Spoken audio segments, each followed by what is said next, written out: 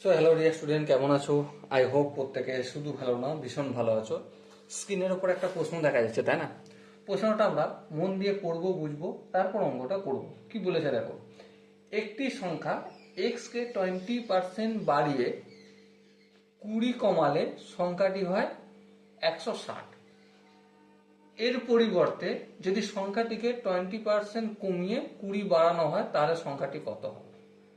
তাহলে চলো প্রথমে একটা কাজ করি।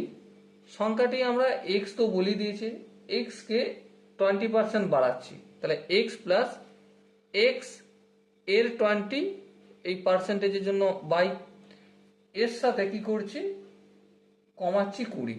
তাহলে এইটা এ থেকে আমি মাইনাস করব 20। 20 মাইনাস করলে কত হচ্ছে, সংখ্যাটি হবে 160, মানে এক্স এর ভ্যালুটা হচ্ছে 160। তাহলে চলো এখানে একটু হিসেব টিসেব করি। এখানটা যদি ক্যালকুলেশন করি কি পাবো, 120 এক্স বাই 100 পাবো, মাইনাস 20 ইকুয়াল টু 160।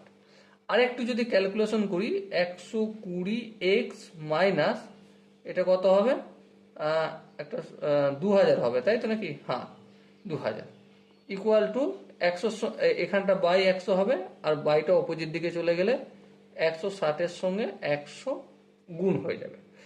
আরেকটু যদি ক্যালকুলেশন করি, 120x ইকুয়াল টু, এদিকটা কি আছে মাইনাস, অপোজিট দিকে গেলে কি হয়ে যাবে, প্লাস হয়ে যাবে। তাহলে এই একক দশক শতক, একক দশক শতক হাজার অযুত 16,000 হবে।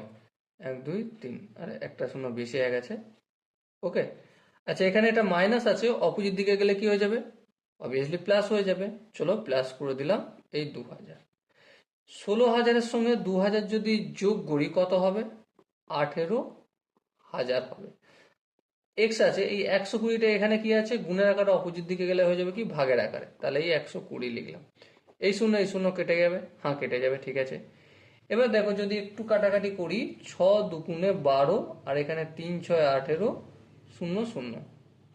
আবার এই 2 কাটবো, এটা 15 দুগুণে 30, 15 150 হবে। তাহলে এক্স এর ভ্যালু কত পেলাম আমরা, 150।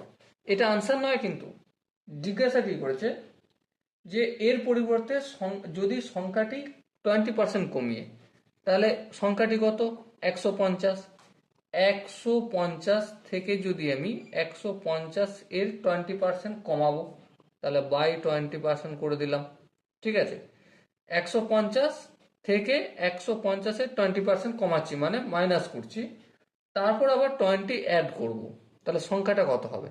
দেখো সিম্পলি ক্যালকুলেশন করবো, এই শূন্য কাটবে, এই শূন্য কাটবে, হ্যাঁ ঠিক।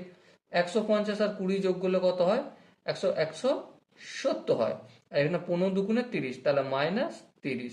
তাহলে আলটিমেট সংখ্যাটা হবে 140। সরি স্টুডেন্ট, এখানে যে 4টে অপশন আছে তার মধ্যে option A is the right answer.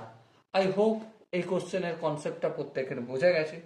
যদি কনসেপ্ট কোনো জায়গায় বুঝতে অসুবিধা থাকে, ডাউট থাকে, কনফিউশন থাকে, তাহলে কি করতে হবে, কমেন্ট সেকশন রয়েছে, কমেন্টে দেখা হবে। ততক্ষণ পর্যন্ত ভালো থেকো, সুস্থ থেকো এবং জয় হিন্দ।